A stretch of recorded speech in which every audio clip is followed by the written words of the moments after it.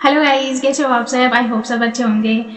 अगर आप महाकाल के भक्त हैं तो कमेंट बॉक्स में जय महाकाल जरूर लिखना। आज हम पढ़ेंगे कार्तिक माह के महत्व में 6वां अध्याय। तो चलो आनंद उठाओ। नारद जी बोले, 2 घड़ी रात रह जाए तब उठकर तिल, कुसा, अक्षत, फूल, धूप, दीप आदि लेकर पवित्र होकर किसी नदी, तालाब, कुआ आदि जलाशय पर जाएं। मनुष्य की बनाई हुई नहर आदि तथा देवताओं की बनाई हुई नदियों में व संगम में स्नान करने से 10 गुना फल है। तीर्थ में उसका दुगना विष्णु का स्मरण करके स्नान का संकल्प करे।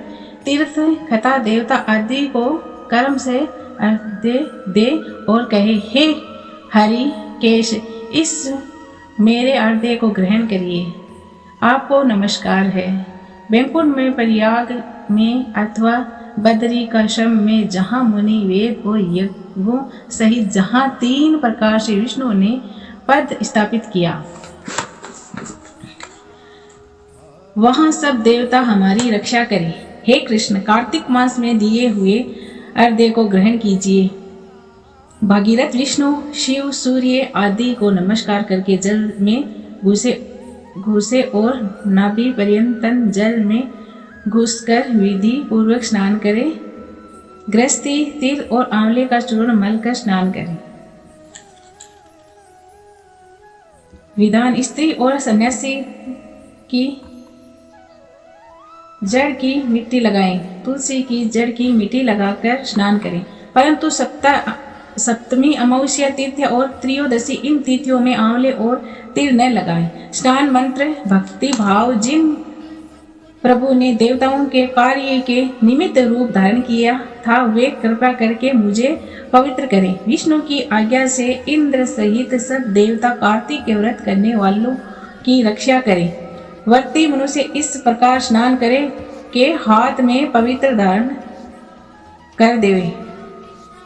ऋषि और पितरों का तर्पण करें। कार्तिक के महीने में तर्पण में जितने तिल होते हैं उतने वर्ष से पितर स्वर्ग में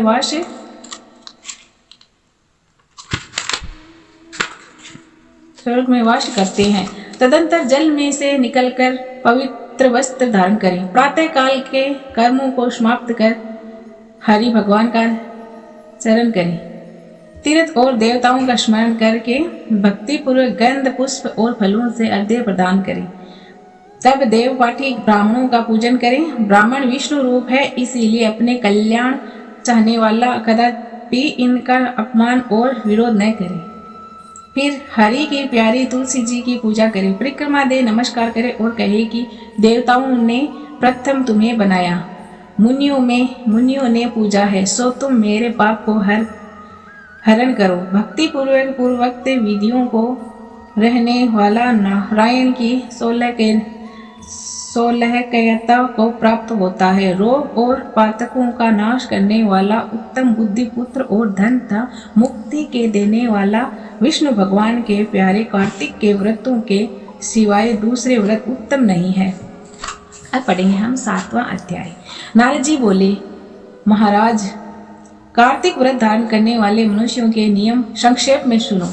सब प्रकार के आमिष, मांस, शहद, राई तथा नशा करने वाली वस्तुओं का परित्याग कर दे। पराया अन्न, परद्रोह, विदेश गमन, बिना तीर्थ के अन्य स्थान में रहना छोड़ देवे था। देवता, वेद, ब्राह्मण, गुरु, गो, व्रती, स्त्री, राजा और बड़ों की निंदा त्याग देवे। दाल, तिल, तेल, खरीदा हुआ पकवान, भाव और सबल से दूषित वस्तुओं को छोड़ दे। जीवधारी का मांस, चूना, जीभरा का फल, मसूर, बासी अन्न न खाए। बकरी, भैंस, गौ के दूध के सिवा अन्य दूध का ब्राह्मणों से खरीदा हुआ, इस पृथ्वी से पैदा हुआ नमक, ये भी सब छोड़ दे। तांबे के पात्र में रखा हुआ पंचगव्य मुखर का जल और अपने आप पकाया हुआ अन्न मांस के तुल्य कहा है तथा कार्तिक व्रती ब्रह्मचर्य से रहे। पृथ्वी पर शयन करें, पितरों पर खाए और चौथे पहर भोजन करें। नरक चौदस को तेल लगाए। इस तिथि को छोड़कर कार्तिक स्नान करने वाला तेल न लगाए। घिया, बैंगन, कुम्हेड़ा, कैटरी, तरबूज, केत ये सब छोड़ देवे। शिवद्रोही और वेद से विपरीत चलने वालों से संभाषण न करें तथा उपयुक्त मनुष्य और कौवे के देख अन्न को तथा दोबारा पकाए हुए और दगंध अन्न को न खाए। विष्णु भगवान की प्रसन्नता के लिए सामर्थ्य भर चंद्रायणी व्रतों को करें। कर्म से काशी फल, कटरी, नई मूली, नारियल, तरबूज, आंवला, घिया, परवल, बेर, बैंगन, लौकी और तुलसी इसके साग को प्रतिपदाती तिथियों में त्याग देवे। रविवार के दिन आंवले का सेवन न करें। इस वस्तुओं के सिवा व्रती मनुष्य जिन वस्तुओं का त्याग न करें उनमें से पहले ब्राह्मणों को भेंट करके फिर आप भोजन करें। व्रती पुरुष माह में भी उक्त नियमों पर चले और प्रबोधनी एकादशी में जाकर कृत्य करें।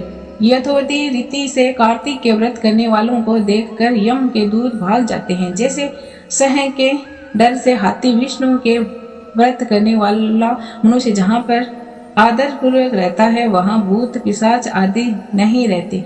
यथा रीति से कार्तिक व्रती पुण्यों को मुख वाला ब्रह्मा भी कहने में असमर्थ है। विष्णु का व्रत संपूर्ण पापों का नाश कर उत्तम धन, पुत्र, नाती, धान्य को बढ़ाने वाला है।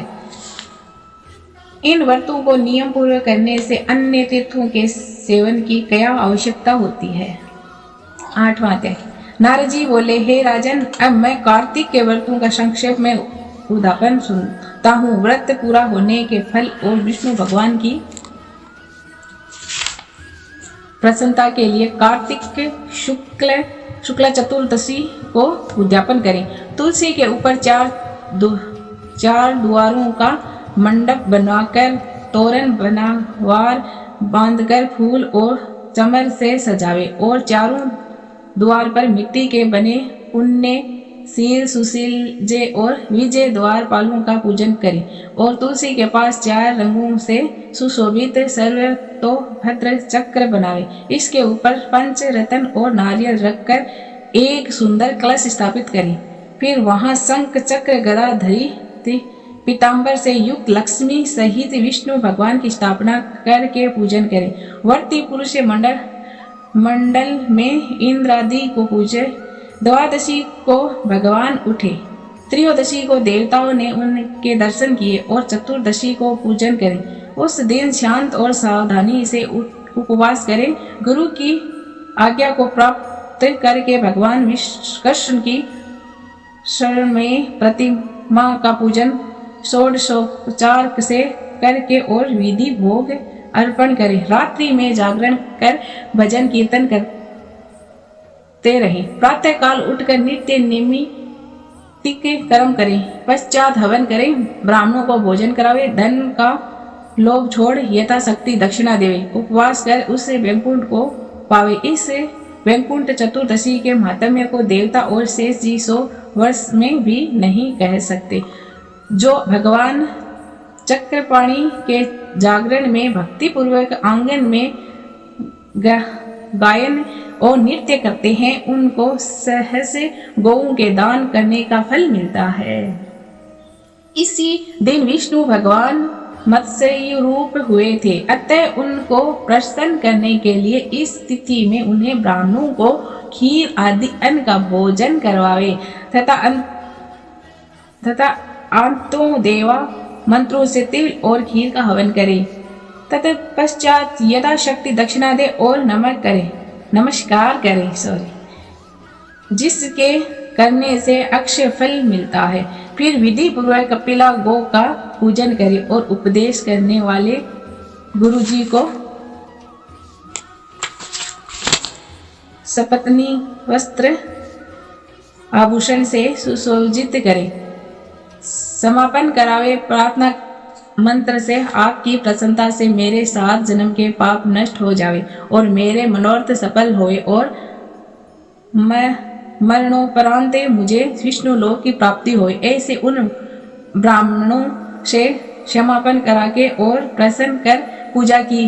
सामग्री गौ के समेत गुरु को निवेदन करके फिर अपने भाग सहित स्वयं भोजन करे। कार्तिक और माह की ये विधि कही है। ऐसे समय रीति से कार्तिक का व्रत करने वाला पूर्ण कामनाओं से युक्त विष्णु भगवान के समीप चला जाता है। 9वां अध्याय सुनो। राजा पृथु ने कहा, हे नारद जी, आपने कार्तिक मास के व्रत में तुलसी की जड़ में भगवान विष्णु का निवास बताया, उस स्थान की मिट्टी का पूजन बतलाया है। अब मैं भी श्री तुलसी जी के महत्व को सुनाता हूँ। तुलसी जी कहाँ और कैसे उत्पन्न हुई ये बताने की कृपा करें। जब देव गुरु बृहस्पति और देवराज इंद्र कैलाश पर्वत पर शंकर जी का दर्शन करने के लिए गए तो शंकर जी ने उनकी परीक्षा ली। उन जटाधारी दिगंबर ने उनका मार्ग में ही अनुरोध कर डाला। यद्यपि वे तेजस्वी, शांत, लंबी भुजा और चौड़ी छाती वाले गौरवर्ण अपने विशाल नेत्रों युक्त तथा सिर पर जटाधारे वैसे ही बैठे थे, तथापि इंद्र ने शंकर जी को न पहचाना। उनका नाम धाम आदि परिचय पूछा और कहा, शंकर जी अपने स्थान पर है या कहीं गए हैं। इस पर उस तपस्वी ने कुछ नहीं कहा, परंतु त्रिलोक की नाथ के ऐश्वर्य से विभ्रमित होकर इंद्र कब चुप रहते। उन्होंने क्रोध से घमंड कर कहा, अरे मैं पूछता हूँ, तू उत्तर क्यों नहीं देता? मैं अभी तुझे इस वज्र से मारता हूँ, फिर देखता हूँ तुझे दुर्मित की रक्षा कौन करता है।